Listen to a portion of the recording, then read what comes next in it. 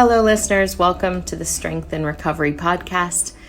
I'm your host, Jaye Rodenbush, sitting down today with Rahi Patel and Marguerite Warner.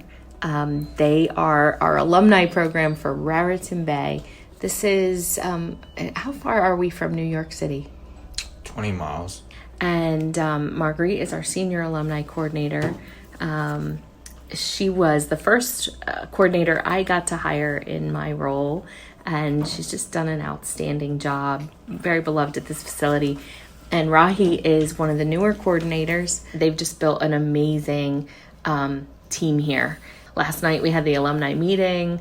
I don't know how many you had. It was almost standing room only for that alumni meeting. And just for someone who doesn't know, like, what does it mean for the alums to just come back into our facilities, both on their part and then for you both? I think for us it's the reward in seeing them sober, clean, excited, wanting to make that peer connection. You know, they're so excited about seeing the people that they were in treatment with, so excited about meeting new people in the alumni program, in the alumni association. But for me, it's a little bit different. I just get that excitement and that joy in my heart. For them to get a day clean and sober is such an incredible miracle, that to see them wanting to, we're doing something right, to see them want to come back to the facility that they were in treatment at, that they spent their time here for their treatment, to see them want to come back and see myself, see Rahi, see their peers. See the nurses come by, everybody. And just everybody lights up, just this, they do. It's like a reunion every single week. Yeah. So that's just a gift. Each and every one of them that walks in is a gift. They're each a miracle. Something I really like about your group too is it's all ages. Mm-hmm. Yeah. The guy who spoke last night, what is he, in his 20s? I mean, just a young adult, and really in the beginnings of his career, and just a talented individual. And to hear his story. And then the last time I was here, it was a younger guy too, but I've been here before when it's somebody, maybe a senior or somebody in their retirement years. So, and they all come together and form this really. There's no gap. There really isn't. There, the 20-year-olds are hugging the seniors. But that, when you were saying that, what was coming to my mind was, we have the newer alums that have like their 30 days, 60 days, 90 days. And then we have the alums that have been around a while that have a couple years or 17 months or 18 months. And everybody's on the same platform when you walk in that door. Everybody's on the same level. It's pretty amazing. And what's the passage in the big book that talks about people who otherwise wouldn't have met? We're like passengers on the great steamliner. It's kind of a reference to the Titanic. We are people that would not normally mix or wouldn't ordinarily mix, right? But there's this camaraderie between us that, even they say that, like even after we're rescued and we're well on our way, most people that had experienced a traumatic experience in their life would be off and going in their individual ways, not us. We have another tie that binds us together, Rahi has been so generous to say that he would tell us a little bit about himself and his journey in recovery. No, yeah, of course. Obviously, I can't compare to Marguerite when it comes to the knowledge on the big book. Like, doing some self-reflection. What's crazy is I go back like 9-10 years, and the previous treatment center I was at, Marguerite was the recovery coach. Oh, wow. So to come full circle and to, work alongside her in something I greatly believe in, like the Alumni Association, and help out in any facet, like any way I can, is literally a 180 for me. It's a new lease on life. I get a joy seeing all the alums come by, and it's really like they're finally taking suggestions. And it didn't get better for me until I started taking suggestions, or even having that open mind to want to listen to someone who's been through it and let go of all those old ideas and negativities that kept bringing me back into treatment and relapses. So when they come in that puts a smile on my face, because it's like, wow, finally they're taking the suggestions that are just laid out so simply for everyone. And it wasn't until I had to, lose X, Y, and Z, I finally, got to that point where I wanted to surrender and actually listen to someone who's been through it. So to see someone who's, in that younger age group actually come and listen and take the suggestions and not have to lose X, Y, and Z, go to jails, institutions, and do that, that whole silliness of addiction and alcoholism, it's beautiful. Mm-hmm. So that's like my sole purpose, is to show like another addict or alcoholic, regardless of age, that they don't have to go through all the pain and suffering to, have that new lease on life, to live happy, joyous, and free. Yeah. And it's really just, it's one day at a time, one foot after the other, and just being a part of something bigger than yourself. And that's something amazing that the Alumni Association has to offer, where Marguerite's right, like everyone comes in and there's no clickiness, there's no bias, like we all get along, all on the same footing, coming from the same treatment center. And when we see a newcomer there, they really are the spotlight, especially at a meeting, at our Thursday night meeting. So it's something beautiful. Will you take us back to when you realized this is a problem? In my own? Yeah, in your own life. All right, well, I'd have to go back early on. Like, so 4th and 5th grade is when I started noticing I had that addictive tendency. Like, we had that DARE program in 5th grade, and they would come in and show these different drugs on pamphlets, and to not do them. And what's crazy is I remember looking at those pamphlets so intrigued. Like, wow, looking like at the actual substances, the pictures of the substances, and being so intrigued for some reason. And I couldn't grasp that until I got older. Sorry. But really, it was like the addictive tendencies were out there. I would be doing silly stuff like going to Rite Aid or Walgreens and stealing Pokemon cards just because I wanted to catch them all, literally. Like, little things like that. And then fast forward into middle school, that's when marijuana and drinking was big, and I easily fell into that trap. And do you remember your first use? Yeah, so my first drink, I was 11, and that warmth I got, like, that feeling was irreplaceable, but it opened up the doors to, like, seek that adventure and thrill at the time, which was, trying something, being rebellious. And from that, it was a slow downward spiral. So whenever I had the opportunity, I would always, bring alcohol out with, my friend group, always start pushing that. And, I have to fast forward a little bit, but it was around ninth grade when Percocet, blues were a big thing, and I already had that experimental mindset where I'm already smoking and drinking, so I'm like, what else? I wanted to. I was the type of person where I had to experience it myself, and I couldn't take others' experiences and listen to that. Like, I had to try everything myself to see if it was really bad or good. So with that mindset, I'm literally trying anything and everything. Fast forward into 10th grade, that's when I sniffed my first bag of heroin. At the time, it was heroin. There was a clear distinction between heroin and fentanyl. That wasn't even there then. And this is over 12 years ago. So, that introduction happened a little bit later, which I'll share about. But so 10th grade, I sniffed my first bag of heroin, and it was love at first sight.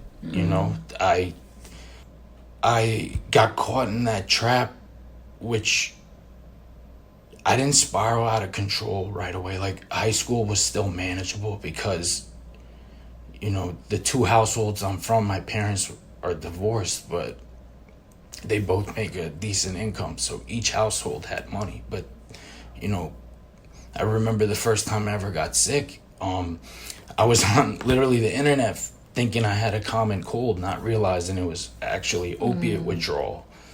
And this is 10th grade at the time. So figuring out that, you can get withdrawals from heroin. You know what I mean? I had no idea or conception of what I was doing. But I'm already at the point where I'm too far in. So fast forward to junior year, that's the introduction of needles for me. So then I became a full-on IV drug user. And that's a junior in high school, and is anyone noticing at this point? No, surprisingly, no. Nobody's noticing it. When everyone noticed it, it was when I was 18 and I started getting in trouble with the law. Like my first arrest ever. That's when, both parents realized, that they got their introduction through Al-Anon and Nar-Anon. But prior to that, it was just, each house had money. I could pawn whatever I could find from my dad's house or my mother's house to continue my habit. And the sad part about it is, it's, when you're unknowingly doing something like that, you're influencing the others around you. So there was countless number of people in high school that also got into it on my basis as well as other influences. So that was big. The opioid epidemic, especially growing up for me, was prevalent. And can I ask, do you mind sharing, when did you graduate high school? What year was that? 2012. 2012. Yeah. Yeah, so you were in the height of all of that, and the access was easy. People were able to get prescription pills and... Definitely. There was Section 8 housing 2 blocks away from my house, so literally walking distance I could go and buy drugs. So it was there. It was prevalent, and it was just a lot of negativity spread during that time, and I could share on that later because what's crazy is I'm so big into recovery because I have 11 friends who were also addicted to heroin at the time, and only 4 of them are still here.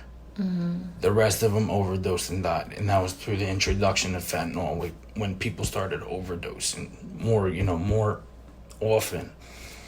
And between us 4, I'm clean and sober for I'm almost gonna hit my 4-year mark. Wow. This other girl is also clean and sober. She's doing well, celebrating 2 years. The third friend is serving 12 years in prison, and then the 4th one moved out of the country. So that's 7 overdosed and died, where 4 of us are still here. That's a crazy statistic when you think about it. So to be in my position where I'm at now, I'm grateful to be alive first and foremost, but I'm also grateful to be in a position where I can help someone change their life. And you do every single day. It's really beautiful. What's this bringing up for you, Marguerite? Just in all, with my addiction didn't start until later in life. So to hear, 11 years old and in junior high, how you got caught up in that vicious cycle. It's just incredibly amazing that you're sitting beside me today. It really truly is. And it's nice to know that what I'm kind of thinking is that no matter who walks in that door or who walks in a room, no matter where we are, we're able to help at different levels, different perspectives, but all the same disease. You know what I mean? So it's amazing. You are an incredible gift. You really, truly are. I mean, it's an honor to work with you. It really, truly is. And a privilege, and I'm just really proud of you. So how did you get from you're starting to have consequences, you're 18, it's adult consequences now, because it had to be kind of scary. It was, but 18 to 23, that family support was still there, so those consequences weren't really consequences when you had 2 loving, supportive parents that would throw money at any problem. So fast forward down the line, I continue doing, I'm still in that drug addiction that I'm in. those family consequences go out the window. That family support finally goes out the window, regardless of like what support system you have. You push them away through your addiction, alcoholism. That's what ended up happening to me, you know. So it's crazy, but I'm actually sitting in jail. I'm 23 years old. My bail is $1,200. Couldn't find a soul to bail me out. All drug possession charges, right? So I call my father, and mind you, so the cycle's been already started. I'm in X number treatment by now, probably my 7th treatment center. So I call my dad with the alligator tears. I'm like, Dad, I promise I'll go into long-term treatment if you could bail me out, yada yada yada. And then he starts laughing on the phone. I'm like, why is he laughing? This is new. This is like the first time. And then he goes, long-term treatment, you're in long-term treatment. Oh. So that basically meant like, okay, now I'm on my own. I got to deal with my problems myself. So from that opened up, you know, the consequences to my addiction and alcoholism. Like, okay, you know, now I'm actually dealing with consequences. So that was kind of the pushing stone to, you know, actually realize what destruction I'm doing. So from there, you know, the family support is gone. You know, I get out of jail, get put onto probation, and I show up to my father's house, and he tells me to go away. You know, like, he goes, I can't have you here like this. Go to my mom's house, same exact thing. So, like, they did a little, you know, for once in their life, they agreed on something, and that was to, you know, cut me off and let me live my life. And talk to a parent right now who might have to make that decision. It's tough, but especially in this day and age where overdose is a whole lot more likely, it's tough. You don't want to see it. Your child going through that, but that was really the pushing, the catalyst as to me learning what my consequences really are. And did you have a moment like that where the support, you were sure on your own? Yeah, it was either go to treatment or you can't live here anymore. Basically, yeah, I went to treatment kicking and screaming, and negotiated 7 days at a time. Yeah. And what was that moment like when you knew, okay, this, I've pushed them to the end? I don't even, honestly, I didn't take them that seriously. I really truly didn't. I was just so caught up in doing what I was doing, and you know, I just got to the point where I was like, well, I've never been homeless in my entire life, and I don't plan on doing it at 39 years old. So I was like, okay, I'll do this thing. We'll do it 7 days at a time. We'll see how it works. You know, like I said, kicking and screaming.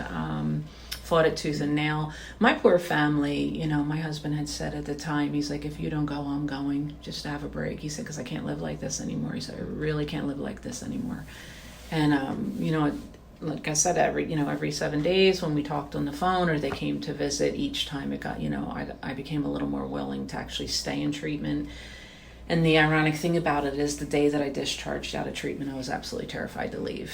You know, so was that what worked for me? No, but it helped. It aided in the recovery process. You know, I still needed to go out and do a little more experimenting because absolutely everything that was suggested to me, you know, go to a meeting, get a sponsor, work the steps, get a home group, all these suggestions, I did a third of what was suggested and thought that I was okay. You know, and for a while I felt okay for about 4.5 months, you know, but when you hear addiction referenced as cunning, baffling, and powerful, they are the best 3 words to describe it, you know, because there was not a blessed thing going on in my life. And the thing that I like to share with people, and especially newcomers, is, you know, nothing has to happen in your life to pick up. I had an excuse. Well, this happened in my youth. Well, this didn't happen in my youth. Well, this relationship ended. This job ended. This person passed away. There were always excuses. All the negatives, but then also all the positives. Yeah, I'm getting there. All right. Like, there were always excuses for me to drink or to use. But then it's like, okay, so-and-so's getting married, or, I got a promotion, or everything became a reason to drink or use. And what I didn't realize, and this was my final bottom, this was my final awakening, my final surrender, first step experience of powerlessness. I was 4.5 months sober, driving home from work, going home to a beautiful home with a loving husband, a wonderful 10-year-old boy, doing well in my career. It was a sunny, gorgeous day, and the thought crossed my mind in my own voice, it's been 4.5 months since you had a drink. You're not really an alcoholic. You can have a glass of wine. And I didn't fight it. I went to the liquor store and I bought a bottle, and I drank a glass of wine. My goal was to drink a glass of wine like a lady. And if I'm perfectly honest, I never drank anything like a lady, ever. So when I chugged that goblet full of wine, I finished the rest off from the bottle and went back to the liquor store for 3 days in a vicious cycle of tequila and whiskey, and until I was on the floor and couldn't get up. That's what that looks like in your life. So the reality in that is those suggestions that they made, I know that they were important, and it would have been wonderful if I followed them, but apparently I had to prove to myself the necessity to follow those suggestions. After that experience, I was willing to do whatever anybody suggested to me, told me to do. I was just like, okay, I'll do it. But that happened on a perfectly beautiful day with not a single problem in my life, nothing going on, But the amazing part of that is 5 years into my sobriety, after taking the suggestions and getting a sponsor, getting a home group, going to meetings, going through the steps, sponsoring other women, after doing all those things that they suggested at 5 years sober, my career crashed, I lost a parent, marriage troubles. The last thing on my mind was a drink or a drug. I stepped up, I showed up, as a significant part of my brother's life, my son's life, each person that needed a supporting role. And I also allowed people to support me through it. It just drastically changes your life. It really does, in the most incredible way. So you're walking away, Rahi, from the door. Your mom's. You go to your dad's first, then mom's. Right. What's going on in your head? What's going on in my head is, okay, this is a little serious, but at the time my judgment's clouded because I still have that desire to want to use. So my sole focus is to find the place to live, which at the time was my ex-girlfriend's. So that was the focus. And, this timeline of mine still has a little bit more pain and suffering to go through. But, there are some positives and joys of sobriety that I do want to mention. And, unfortunately, it's just like Marguerite, I wasn't willing to take the suggestions. I wasn't willing to listen to any of them. I still had to experiment. I still had to figure out whether, drugs were the problem, if I could still drink, how I could try to be normal, to really just figure out what this was about, until I finally realized, like, okay, no, I'm also an alcoholic too. I just suffer from addiction, period. Doesn't matter what the substance is. Okay, so with that, obviously the same repetitive cycle of treatment, out of treatment, out of treatment, and thankfully I still have a decent insurance, still have that luxury. But then it got to the point where I no longer had insurance. And, I'm completely defeated at that point. And it's crazy, but, when I share, I hate bringing up all the negatives and all the,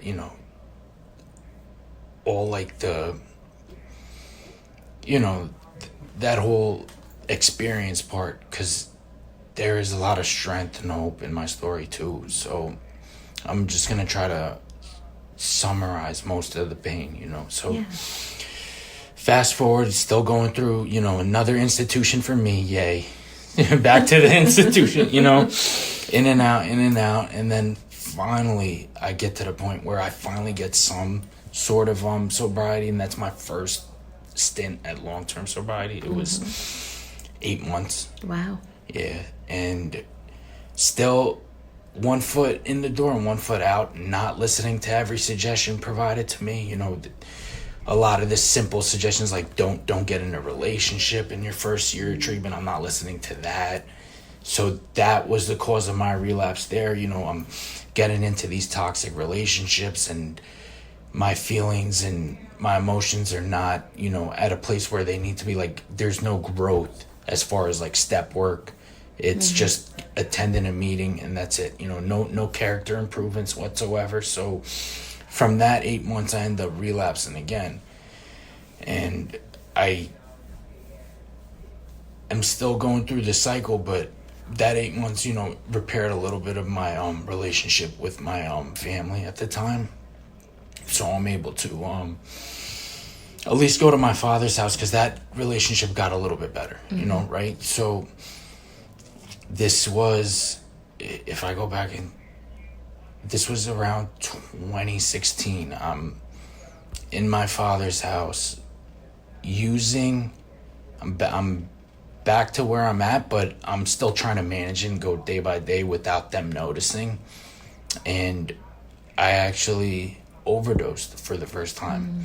And the person that saved me was my younger brother, who's 16 months younger than me. So we were close in age, and I'm passed out on my computer desk in my room, and he obviously calls 911. They Narcan me. I wake up, no recollection of what's going on. And what's crazy is that obviously didn't do anything. So I overdosed again within the next, I think it was a 5-day period. So 2 overdoses within 5 days. Same exact scenario. My brother comes, sees me in my room, but this time they take me to the hospital. You know, and what's crazy is up until that point, I didn't even think it was possible to overdose from heroin. Yeah. You know, I didn't think that was possible, but that was me not knowing, you know, it's no longer heroin, it's fentanyl. And then at the same time, it finally makes sense now, because that's during the time period where Facebook was just filled with rest in peace posts. Everyone was overdosing and passing away. So I finally, like I said, you know, I have to touch the hot stove myself. I have to experience it myself. So I'm in the hospital, and then you know, they're sending recovery coach after recovery coach, or I think we call them certified peer recovery specialists in our area. So I go to my last treatment center, which was Sunrise House in 2018. November 2nd of 2018, and that was my last treatment center. And then I finally, you know, was willing to take the suggestions of others, where go to a meeting, find the sponsor, get a home group. But up until that point, it was complete surrender, you know. I was actually willing to try something different. So I left that treatment center with, you know, full motivation to finally want to be better. Went to a meeting, raised my hand, simple. You know, obviously I waited till the end because I was nervous, but from sharing that, I learned, like, you know, the importance of a newcomer, because people flocked to me, and I finally saw, you know, what the fellowship AA was actually about. And from that, you know, obviously I'm dealing with that mental obsession, because that's what held me back for the longest. It's that mental part where I do want to do better, but that mind won't shut off. That obsession wouldn't lift. I finally am able to get through that, you know. So I remember it clearly. It was like 95 days in, because back then I'm counting every single day. And I'm able to, I woke up and I went to bed without the thought of wanting to use. And I thought that was, to me, that was the biggest spiritual experience ever, because that was at the forefront. You know, I that thought was so strong every single time. And it would go away here and there, but it would only go away while I'm in an institution. On the outside, it would be right at the forefront. So to actually experience a whole day without that thought was huge. You know, that was huge. And it was just actually following every advice my sponsor was giving me, you know, and I was open and honest with them. I'm like, look, I don't know how you guys do this, but that voice in my head won't stop. And his simple suggestion was, look, before you go to bed, pray at night. Get on your hands and knees and pray that the next day be easier. And I was actually at that point where I would do that every night. So 95 days in, I went the whole day with that thought. I called my sponsor. I'm like, wow. You know, like I was able to get through the whole day without any thought of wanting to use or get high.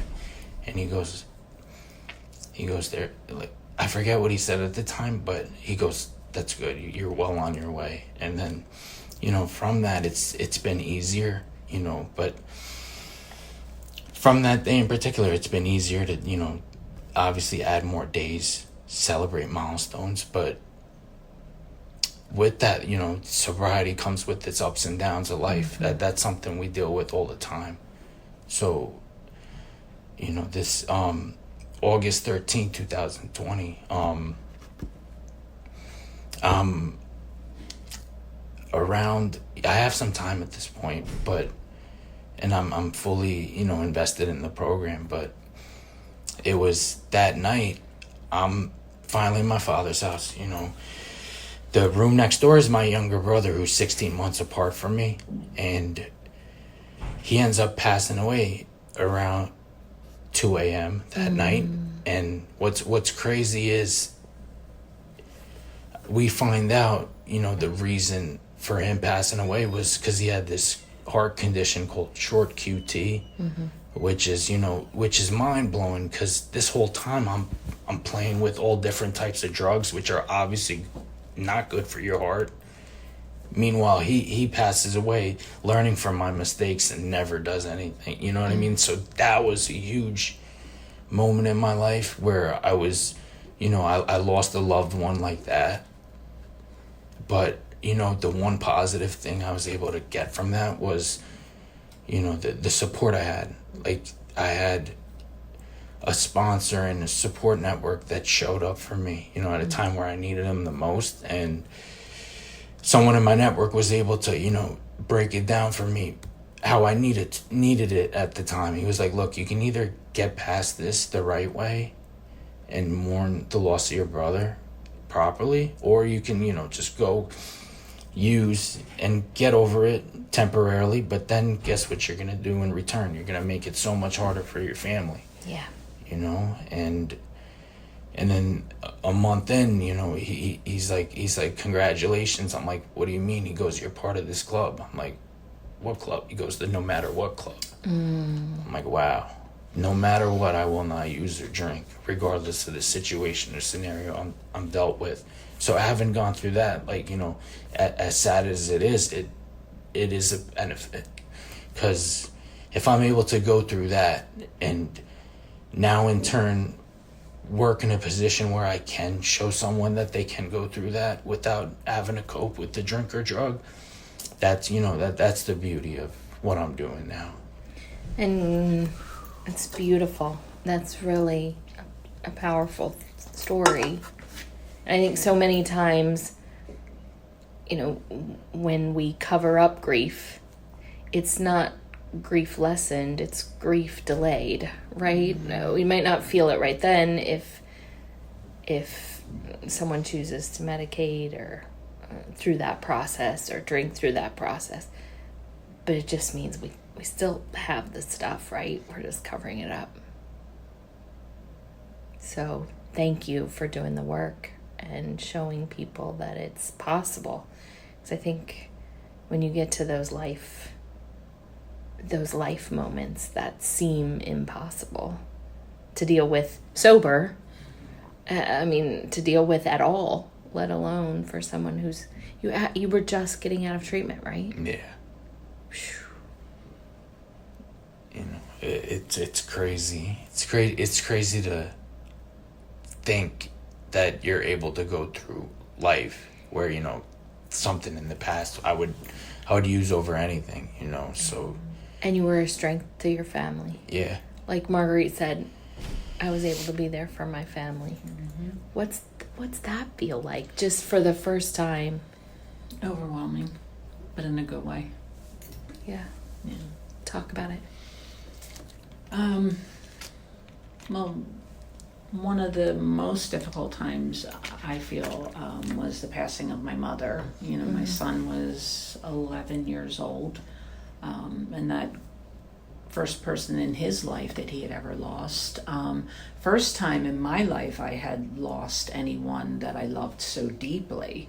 You know, so to be able to recognize and identify your own feelings, but know in that moment that you need to step up and be there for another human being, because that was never my mindset. That was never my thought. It was always I needed to be there for me, you know, and the rest of the world could kind of go on the back burner or put a pause on, you know, but to be able to sit there and comfort him through that and kind of give him an example of what a healthy mourning process looks like. What do we do? You know, how do we handle this? You know, and it was really amazing because not only did he get to experience that through me, he also got to experience that through my network. And a network is a group of people that you become close with in your recovery, because I opened my door and 10 of them were standing on the steps. And they all came in. One had a tray of hoagies, another had beverages, another had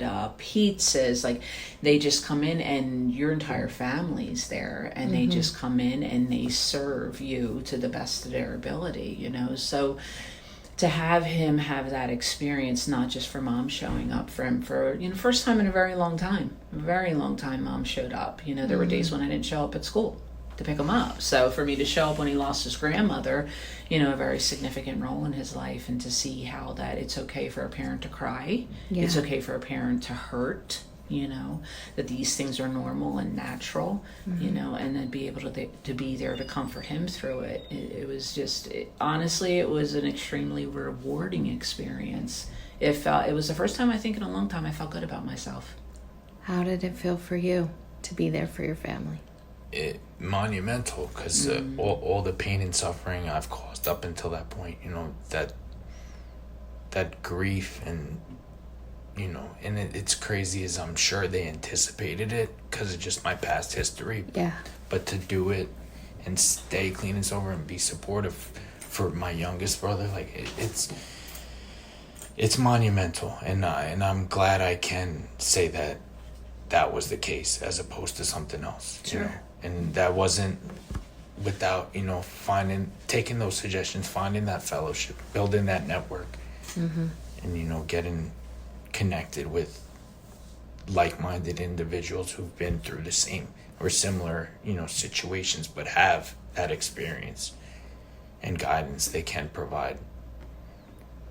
I think that's really great. Your stories are both so powerful and so moving.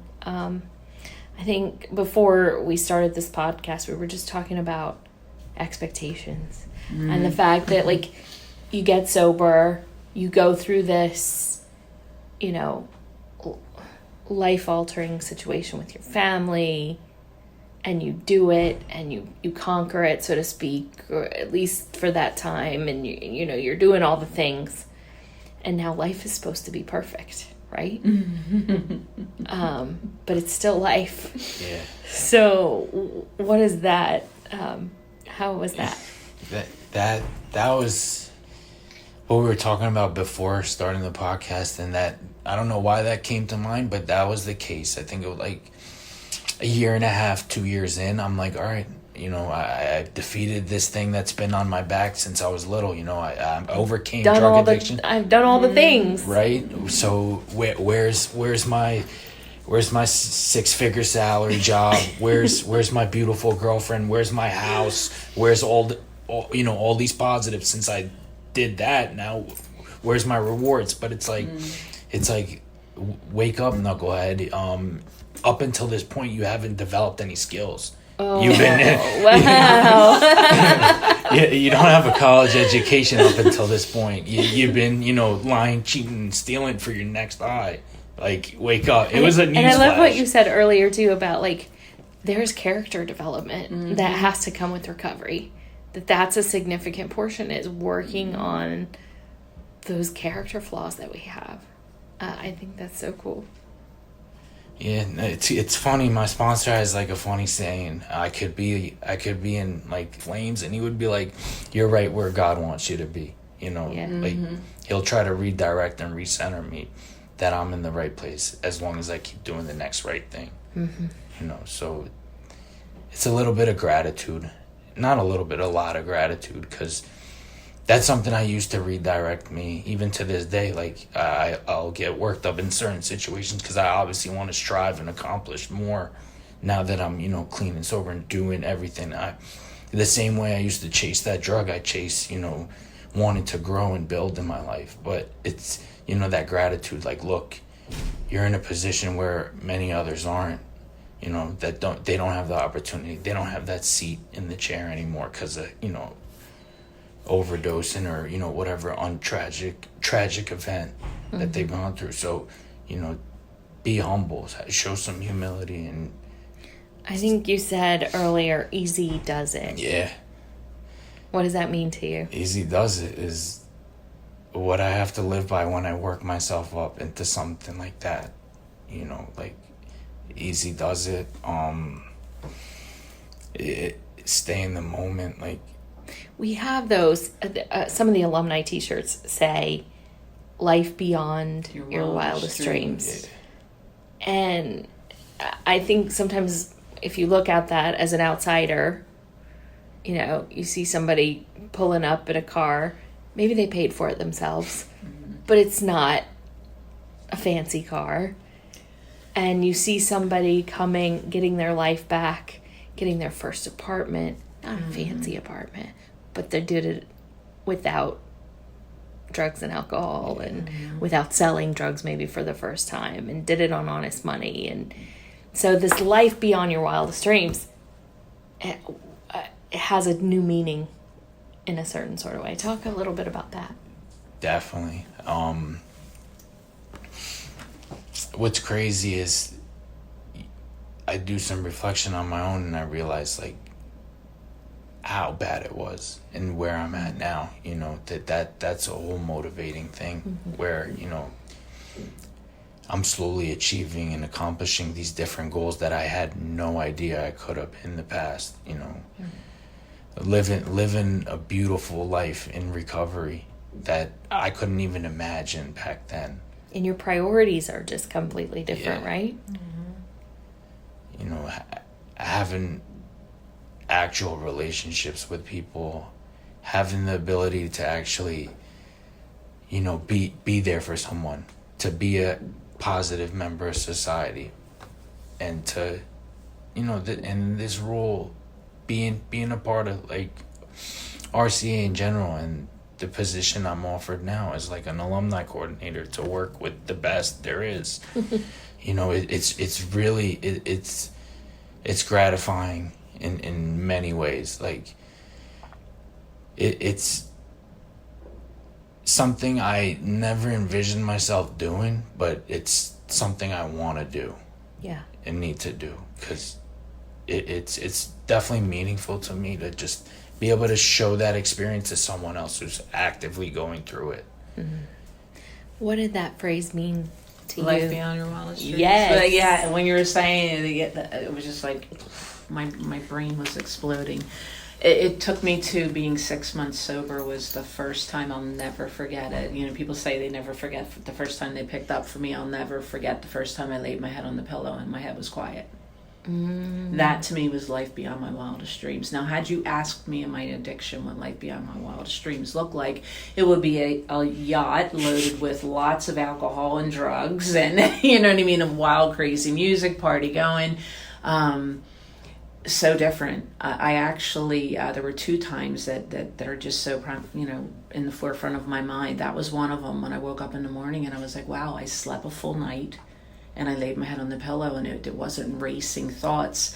And there was another time, shortly after that, I was out spending the day with a friend, and I got so overwhelmed by the feeling of joy that it terrified me. It scared me to feel that happy inside and to be experiencing fun naturally. It was a foreign feeling that I called my sponsor and I said, I just don't know what to do with this feeling. And she said, just embrace and enjoy it because it will pass.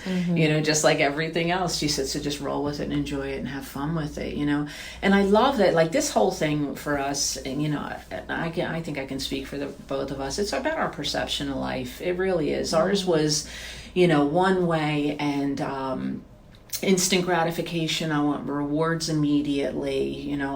There was no earning process. I never wanted to do anything to earn anything. I just wanted to receive it. And I spent a great deal of my life receiving it and not having to do anything to earn it, So today, like these milestones that we reach, small things to others, but huge to us, like going to school, going to college, or, getting a position where you feel like you can help other human beings. Those things to us are life beyond our wildest dreams. Because never for a minute. And there are times when people will pay us compliments or make a comment about us, and we're literally looking behind us to see who they're talking about. Still to this day, you know what I mean? Because we're still not fully there believing that we are this person that you're looking at, and thank you so much. What you said helped me so much. It's like, who? Yeah, I want to thank them too. And you realize that that person's talking to you, and it just like, it's so overwhelming. Sometimes it reduces you to tears, but not sad tears, just like so grateful, that God did this for us. You know what I mean? That, and I love that, constant references from sponsors and people in the program. We are the chosen few. We really truly are, and and my belief is like, he didn't come and pick the people that were on top of the world doing great things. He picked the people that were struggling, turn their life around so that they can go out there and help others and show them how to turn their life around. So we have a responsibility and obligation to do that today. That's where it takes me. So if you're going to give somebody like me that responsibility to help another human being change their life, that's huge. That's life beyond my wildest dreams. That's awesome. Yeah. Thank you so much for being with us. Thank the listeners for tuning in. These stories are so powerful and really speak to so many. So thanks for sharing, Rahi. Inspiring, truly. You did a great job. We typically end with favorite recovery quote. Favorite recovery quote? We're gonna stick with easy does it. Yeah. But do it. I'm gonna put that on a t-shirt. I think that's really good. Rahi, easy does it, but do it. You have to do it. Yeah. Oh, that's good. Well done. Marguerite, do you have one? I have so many, that, Jaye. I think today. Pick one today. Yeah, I'll pick one today. When they're talking about Ebby, Bill's description of Ebby when he first saw him sober, he references him as his roots grasped new soil, and that's exactly what I see today. And that's exactly where beautiful. My mind is today. Our roots are in new soil, so let's grow, flourish, and plant some new seeds. Yeah. Perfect way to end. Thank you. Listeners, if you or someone needs help, please reach out to us, 1-833-RCA-ALUM. Call Marguerite, call Rahi. Our emails are available, cell phone numbers are available. We often say we're your recovery resource, and that doesn't mean that we're going to have everything, right there at our fingertips, but we can link you to the resources that you need. So take advantage of that. There are coordinators at each and every one of our locations, but they're happy to help anyone who needs support in recovery. So you don't have to have an affiliation to RCA necessarily to just reach out and make use of the recovery resource that is the Alumni and Family Association. So thank you so much and have a great day.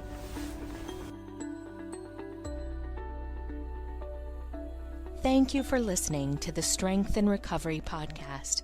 If you enjoyed this episode, please tap the subscribe button and leave us a review.